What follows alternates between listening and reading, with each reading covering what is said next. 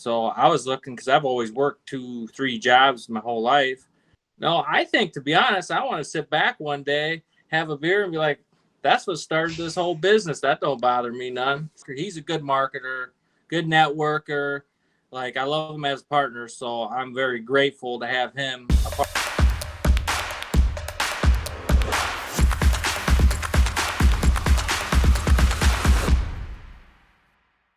Welcome, everybody, to another episode of the podcast. I have a wonderful special guest today, Wes.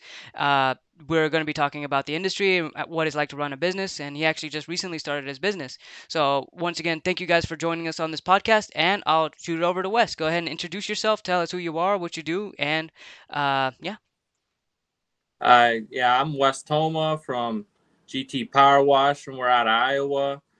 We just started last year, got it going, hitting the ground running this year. We did our first commercial job, so it's getting exciting. We're getting a lot of phone calls from the signs, so pretty happy about that. That's awesome. So, you say you just recently started your business. What made you decide you wanted to jump into the industry of washing? Well, I met a buddy I went to a retirement party. My friend, he ran a different business and he was talking about power washing, and I just went to days. So I was looking because I've always worked 2, 3 jobs my whole life. He brought it up to my attention. I called him the next day. That next day I started watching power washing YouTube videos to see what it was all about. And it doesn't cost a lot to get in right away. So I mean, all you need is a power washer, hose, and kind of figure out the chemical situations. I was like, well, let's give this a whirl. So ever since then, it's all about power washing and business for me. So Awesome. So, it's like a whole new world out there. Like I look at things a lot different. It's crazy. you came from a background of working multiple jobs at a time? What's that? You said you came from a background of working multiple jobs at a time? Yeah, like before, I used to work second shift, so I would cut trees like Monday, Tuesday. Then I'd work my regular job. Then Wednesday on to Friday, I'd clean houses in the morning, like inside of houses, and then I would work my job, which I'd usually work 10 hours at my normal job. So, I mean, I'm not scared to work, that's for sure. Yeah, so that's incredible that you say that because I think you're at a point where you can share a lot of insight because you're at a place in your life and in your business. So, what are some of the things that you say define the difference between being an employee versus being a business owner? Well, being an employee, I mean, you go in, do your job, you leave.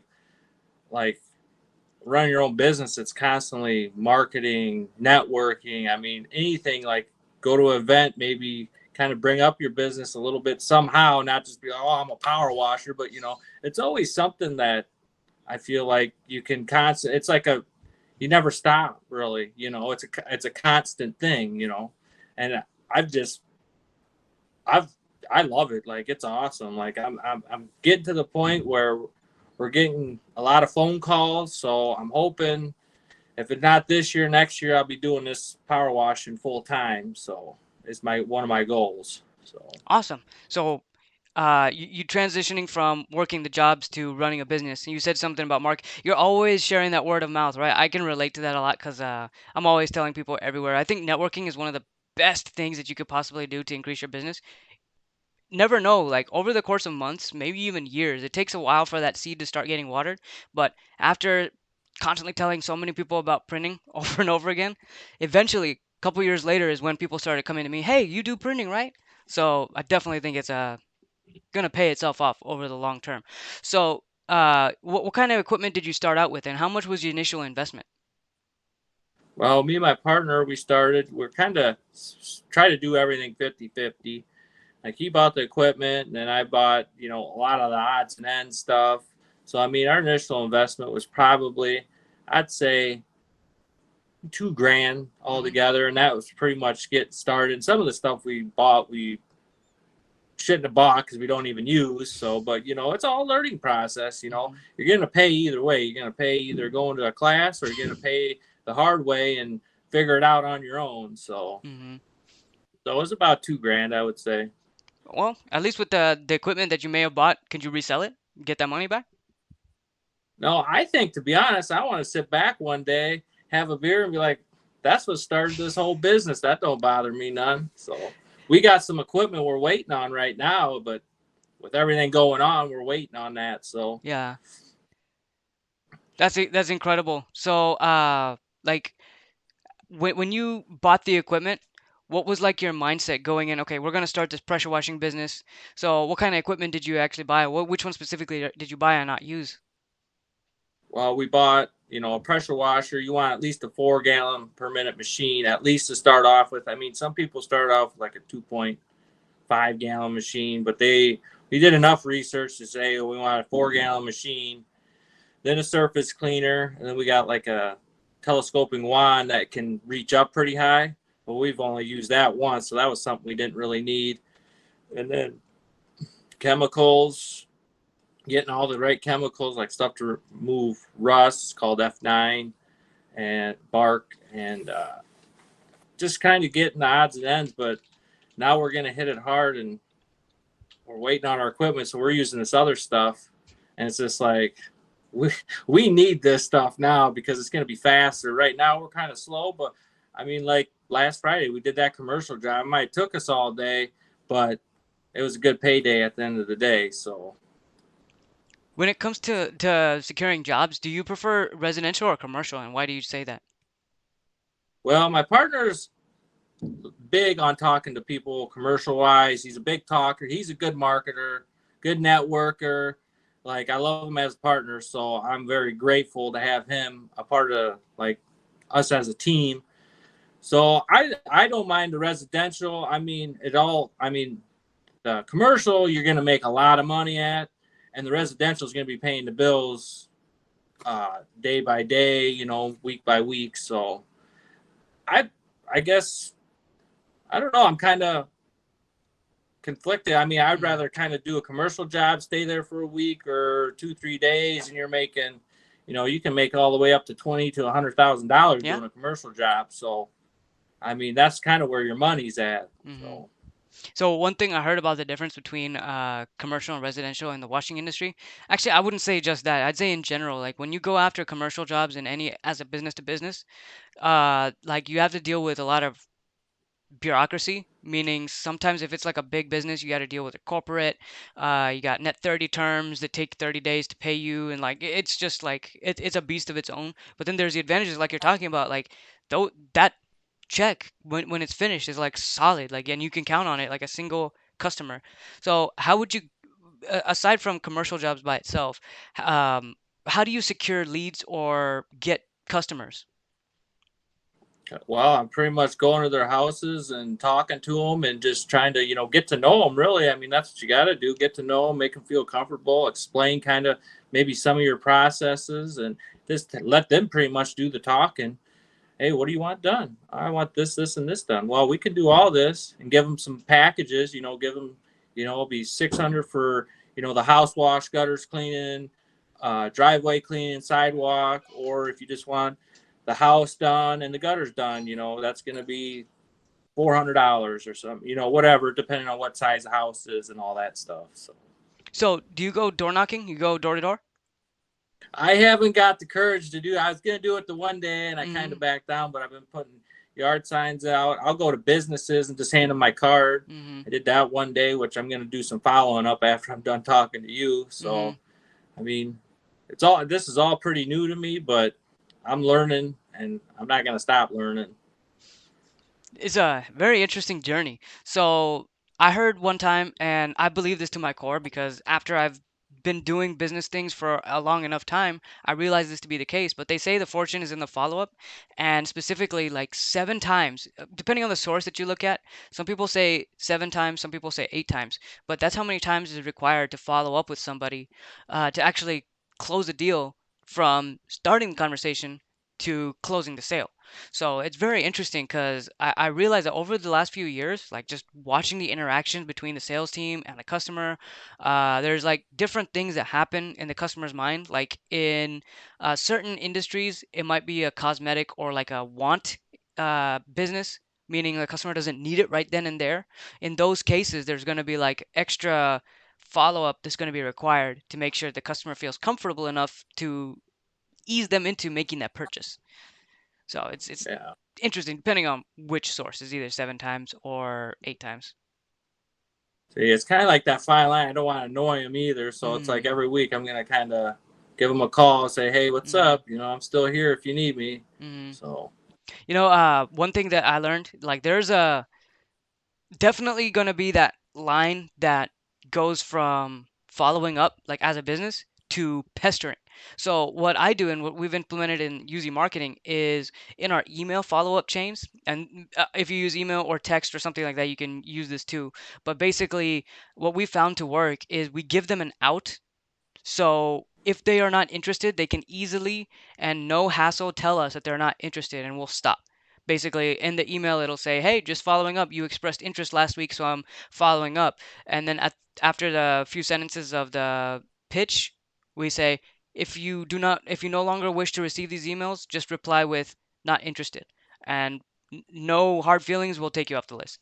So if they truly don't want us to follow up with them, they take that advice and say, don't they reply with don't follow up.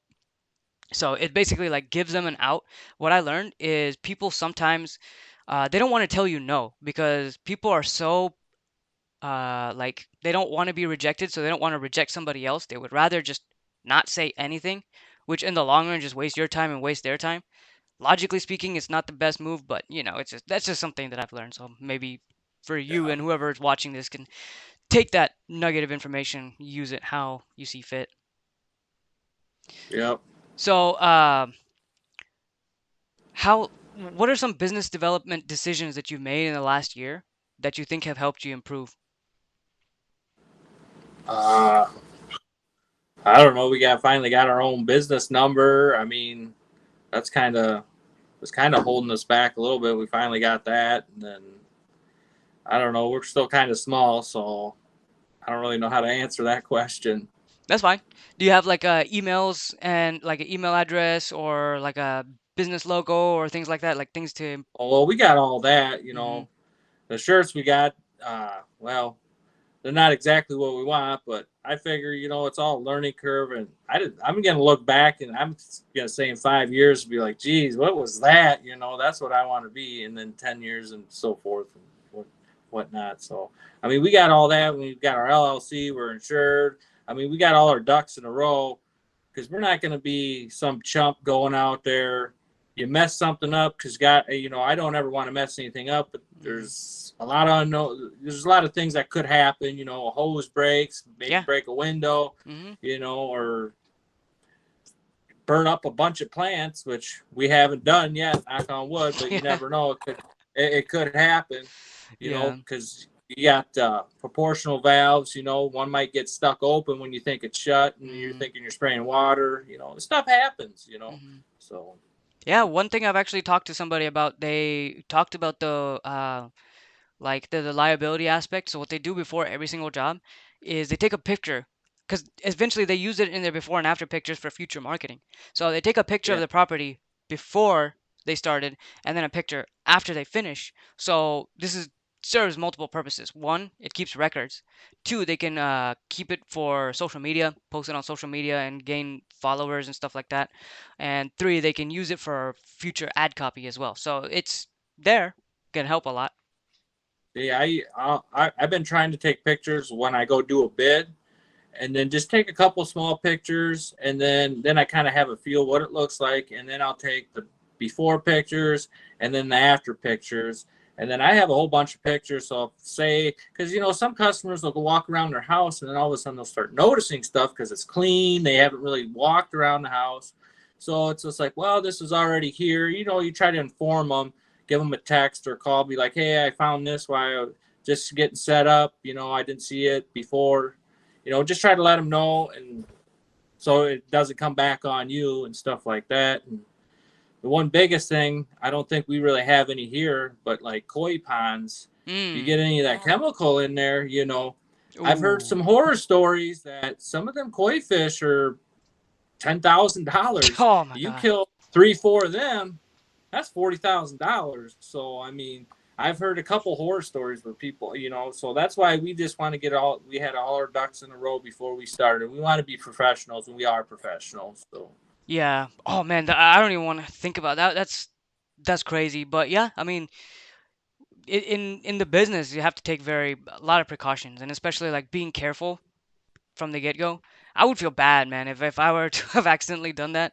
It would just yeah. not a good look for the business. I can't imagine what the customer is gonna think. I mean, you can monetarily replace that, but I mean, I don't know. It's a different beast, Well, right? I mean, a $10,000 koi fish. I mean, the guy thought the story kind of was the guy went and he heard that one died, and he's like, then a couple more died, and he's like, "Oh, I'll go to the pet store and buy some." Well, the lady's like, "You don't understand. These Mm, are like $10,000 a piece." So, yeah. You don't you go to know, Petco for those. yeah. You So import them. it's just all about doing your research, and literally Hmm. every single day for at least 2 3 hours while I'm at work, because I Hmm. can listen to music or Hmm. listen while I'm working, is literally nothing but power washing, and then some business, and then maybe some music at the end, just to kind of cool my brain down, because I mean there's just so much knowledge out there, so many different ways, so many different tricks. It's it's just, if people went down that rabbit hole, it Hmm. just amazes you just about how business works Hmm. and everything. I mean, I'm amazed every day. I learn something new every day just about. Yeah, I mean, So speaking of that rabbit hole, I mean, we're creating content that's in that rabbit hole. So awesome. You listen to a lot of YouTubers, I'm guessing. yes, W- yeah, yep. I listen to like Ed Milet, uh, Bradley, uh, a couple. I've listened to Tony Oh Robbins, yeah, and good. then those are kind of some of the big ones. But now it's just like pretty much pressure wash. I'm trying to just learn every little trick. Like I just learned how to like clean that uh, turf kind of carpet for like dogs and stuff like that. I watched the guy. Like I didn't know anything about that, and I learned that today. Use a little bit of chemical, a little bit of pressure, and it should come pretty decently clean. And then I can educate that customer on what they can expect, and if they don't want it, then they don't want it. Hmm. So I'm So just trying to be as much not give them as much knowledge as possible, so I'm not looking kind of dumb. yeah. I just want to be reinsure them on everything Mhm. possible. I kind of joke around about this a lot, but in a way, like even though it's in a joking way, it's actually being serious. I feel like I graduated from Google or YouTube University because I'm always on YouTube on my free time, just constantly watching, learning new things about everything. So I didn't have any formal education coming into this business, but I learned everything through research. And I feel like because you do that, I think you're so much further along than what you would have been if you hadn't done that and learning as you go because all the information like in the day and age that we're in May 17th as of recording 2022, everything's online. Every single thing is online, and there are some YouTubers that we actually partnered with and are pretty close with as far as like working together and things like that that are in the pressure washing industry. And I gotta tell you, man, the pressure washing industry out of all the industries I've ever seen is the most helpful to new people trying to start the business because they just give so much valuable business knowledge for free, even though they're literally creating their competition. Sometimes even in the same city, but they share this information regardless because of just the, I guess the brotherhood, for a lack of a better term. Yeah, I mean, like I listened to like Jason Diamond. Yeah, He's the one who got me to you guys' signs, and then awesome. there's a couple other ones I've been watching. Uh, Gosh, I can't. I had it right. I had it in my mind. Now I can't remember. Brad Deary, he's a good one. He's Mm, funny, and then he just suggested me to this Mike guy, who's actually a really funny kind of guy. And they just show you, and I'm just learning from them. And like Jason Diamond, I've watched, I watch literally everything he puts out, because I mean, he grew his business to $1 million. yeah, Why wouldn't I want to learn from somebody exactly. that was in the same business as I am, Uh huh. and grew his business to $1 million? So I'm just trying to listen and do what they say, because apparently it worked. That man is really smart. Like he preaches marketing. Like I had a conversation with him once, and the words that came out of this guy's mouth is just like, man, I can tell like he can see things in ways that other people can't. He preaches marketing, he preaches yard signs, which is why we get along so well. But man, like I listened to some of his video. I mean, I watched some of his videos. I've seen him talk at some conventions and stuff. Great, great information. And he also shared in the conversation that we had what was the before and after pictures. Like he said, get the before and after pictures, throw them up on your Facebook, throw them up on your Google My Business, and all that stuff. So, and then like marketing is almost everything that he preaches, almost more than actually the pressure washing itself. I think he does. I think he does do more preach about marketing than pressure washing. But I mean, you ask him a question about pressure washing, I don't know about this, and like he's not going to BS you none. Which is some people you go on YouTube, which Hmm. is unfortunate. Like you're watching them, it's like I don't know. And I try to always like when I watch YouTube videos, if I'm trying to learn something, I try to watch a couple different people do that same process, and if they all kind of do the same thing, I'm gonna kind of pick a couple that I like I did like Jason Diamond and Brad Deary from Powerful Improvement. That's what Hmm. his thing is, and he's hilarious, and he's only been doing it for 3 years, and he's just been booked and booked and booked. So if Hmm. I can learn from these guys, like I'm gonna learn from them. It'd be stupid not to. Yeah, And I feel bad for some of the old boys from like we'll say 20, 30 years ago. They never had I know. YouTube, so I mean they had it way worse than us. So everything's at our fingertips. You just Hmm. gotta push a button, press play, and kind of figure it out on your own a little bit. I truly believe, like you said, you invest like 2 hours a day. I truly believe that with that 2 hours a day, which equals to like 10 hours a week, or 520 hours in a year, like that's how much time you're investing in a year, 520 hours into developing yourself and improving yourself. So all of that compounds on itself over and over and over again. So every single day you add another couple hours, which adds on to the already amount of time you invested the previous days, weeks, months, whatever. So you're constantly improving yourself. So you've been doing this for a little over a year, and you said you landed a commercial job that was pretty big just recently. So that's pretty awesome. And then Tony Robbins, I used to follow him back in like I want to say, dang, it's been a good 10 years at least. But he was one of the first mindset like people that got me into thinking about how to retrain my mind. Highly recommend him. I yeah, Mind exactly. blown. It's Exactly. crazy. Like some of the stuff he says, it's just like, why? It literally is just mind blowing. Like I just can't believe, and it's actually helped improve with a lot of different. Like I don't get this snippy right away because I kind of ask myself some of the stuff. Like it's just like people just have to watch them and they'll understand. Like wow, holy, like it's mind boggling. That's all I Hmm. can say.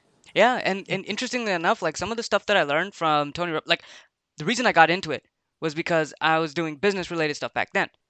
But the things that I learned from Tony Robbins and other people who create things for business minded people, I've actually applied those things in personal life too, like my dynamics, even in relationship with my wife, like some of those, like how to have a conversation with somebody, and then channeling it back into business, like when I'm dealing with an employee, use those things that I learned from either Tony Robbins or other people, make sure that I'm wording it in a way that makes sure that the other person doesn't feel like I'm attacking them.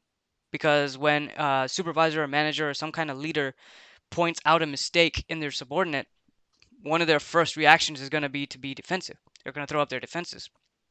But I learned how to have that conversation without them feeling like they're being attacked. So I definitely think if I didn't go to Google University or YouTube University, I don't know, like 20, 30 years ago, what would a person like me be doing back then? I don't even know if I'd be employed at this business. I'd probably be somewhere else. Well, like I what was I gonna say?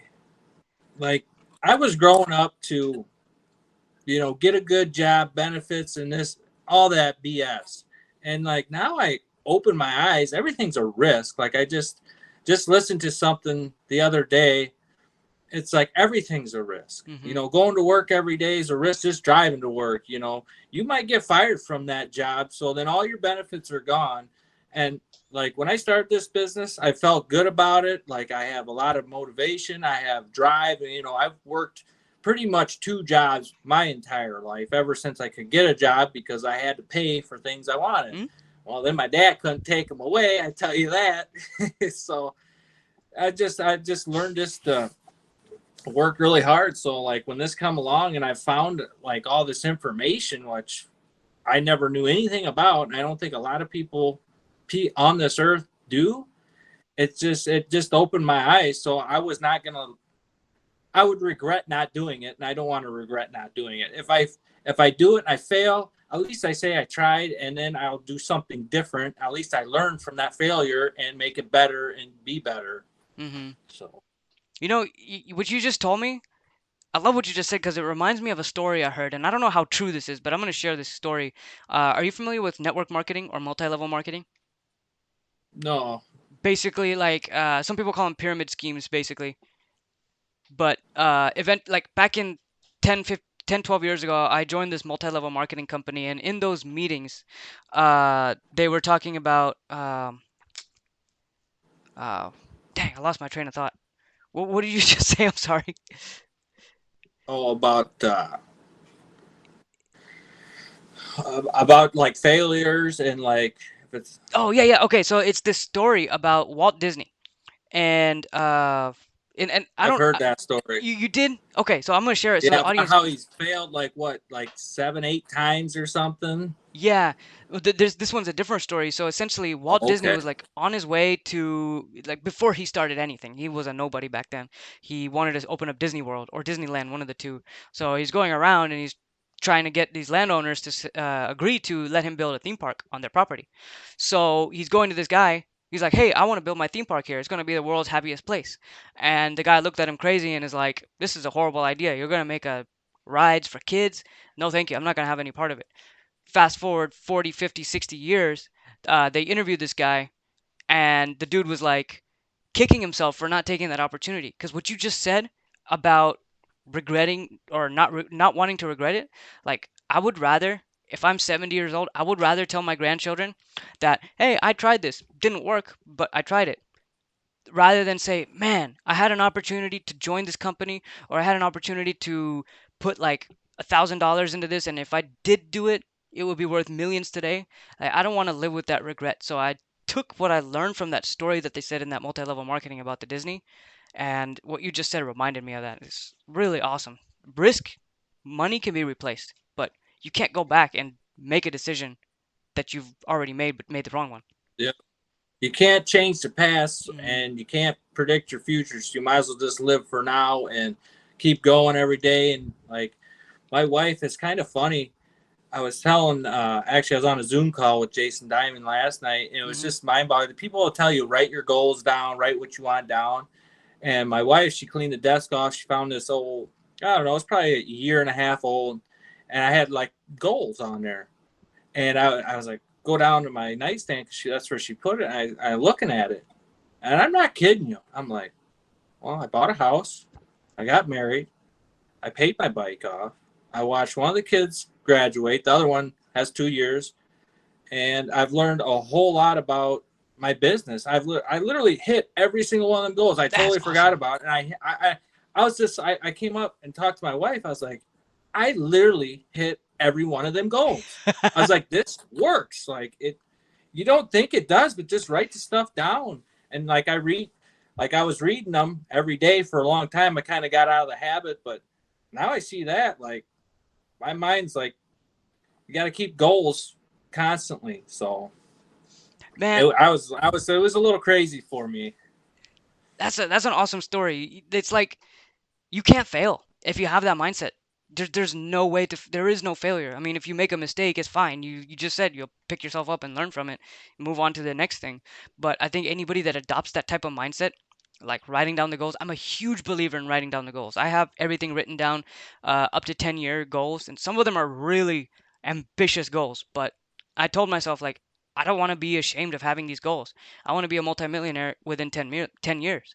But it's like obviously it's going to require a lot of work, but man, I think everything is possible with the power of like writing things down, constantly absorbing. information and learning through every opportunity that I can is all possible. That's an awesome story. Yeah. So, what are some of the biggest struggles that you've had over the last year or so that you've been running the business? Oh, well, a little bit of communication with the partner. Like we're getting pretty good on it, but we're kind of like he was doing this and I was doing this, so like communication has to be good with partners, and I think we got some pretty good communication. And I don't know, trying to get everything figured out from starting a bank account, getting another account just for taxes and getting that stuff figured out, and just taxes for the business, write-offs, and keeping everything organized, and trying to get our systems, I guess should say, in Mhm. place, which we're still working on, but still learning too.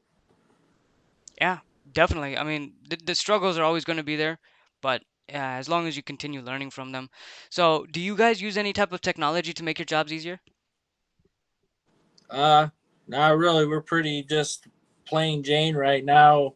Our new equipment's gonna have nothing really new on it. We'll have a couple buttons to shut off soap Hmm. and our chemical and stuff like that, and just stuff just to make our job easier. I know they Hmm. have like drones now that Oh, can what? they can hook up and then they can get up pretty high and stuff like Oh, that. yeah. But that's kind of down the line, maybe. I don't know. I've kind of heard mixed things about it because if them Hmm. things go haywire, you're getting chemical everywhere. And Oh. usually, when they're that high, it's a pretty hot mix, we call it in our Hmm. industry, That's right. which is like, uh, I don't know how to explain. It's just high percent and it can mess, like burn plants and stuff like that, kill Hmm. stuff. So, Yeah, but it's definitely interesting for sure.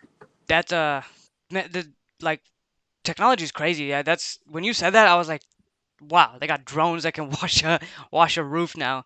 So, what we ended up doing for technology is we got like email systems. We got like an order management system we built. Our business is obviously way different than yours. So, but what we did for our orders, because we manage multiple orders, we have to figure out how their shipping address, the customer shipping address, and we have to track where in the production process it is at any given moment. So we built this order management software which tracks where the order started. Then when it goes to the next department, it gets marked into the next department, and then subsequently so on. So those are the type of technologies that we've adopted to make our job a little bit easier. When we first started, we were using a paper process and passing it along with uh, basically there's 5 to 6 steps in the printing process, and the piece of paper would follow the order through every single department until it got to the shipping department, and then the shipping would send it out. So those are some technology things. But yeah, aside from that, what are some of the last minute tips that you want to give to the audience, to anybody who just started, or some things that you've learned that you would like to share with somebody?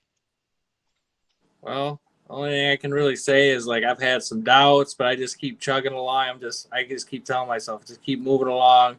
Like at my job that I was at when I first started, I didn't know nothing. Now I know how to do quite a bit. So it's just like keep chugging along, and that's what I keep doing. I keep watching YouTube videos to learn as much as I can, as much as I can, and Mhm. just if you think it's a good idea, go for it. What's the worst that's gonna happen? You know, get Yeah. back to where you already are. You know. That's right. So there you have it, folks. Wes, thank you so much for jumping on here. You guys heard it from Wes, investing 2 to 3 hours every single day, listening to content to help him build his business. That in just a year, that's 520 hours in a year worth of content that's going into the mind to help shape the business, life in general. So thank you once again, Wes. I know you're going to succeed like crazy. There's no way you can't succeed with the mindset that you have in your business. So I appreciate you jumping on, and take care. Thanks, Thank guys. you. Thanks, Wes. Thank you.